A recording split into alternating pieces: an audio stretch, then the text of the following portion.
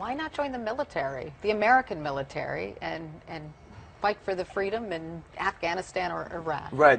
I didn't go so much for the military aspect, for the warfare aspect. I want to see what the experience was like. For these people are fighting for their freedom under an oppressive government. Like, what is that like?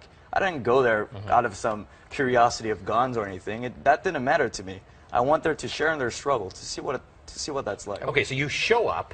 Where do you even go? Like, how do you know who's rebels and who these guys are, and what do? You just walk up and say, "I'm an American kid, like to hang with you guys for a little while"? That's funny, because before this trip, I've never met a single Libyan person, and going into it, I just met one guy on the internet, and he gave me his contact number. Right.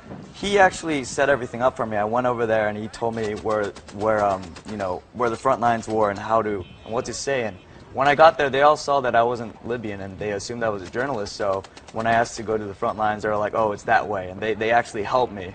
And as far as hooking up with the rebels, I just stood outside their operating base, stuck my thumb out, and they said, "Oh, ride with us, ride with us." Wow. And you don't speak the language, and you've never fired a gun. Right. Actually, to communicate with them, I actually memorized, half of my vocabulary was food and slang words. So every time I met new people, I would just list off the foods I ate, like amseyars, almeita, asida, and all these slang words like jobe, jobe, good weather, and they all started laughing. They were like, "How does this kid know this?" All right, so what happened? They take you in. Do they at some point think that you're going to be useful to the effort? Actually, and were you interested in being useful to the effort? I don't think it was so much as useful to the effort. I think when they first took me in, they sort of tested me. They took me out to the front lines, see whether I got scared.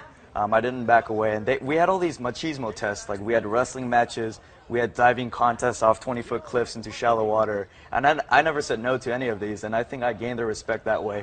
And they thought, man, this kid really, he's really into us. He has an open mind. And I think that's a big reason they took me in.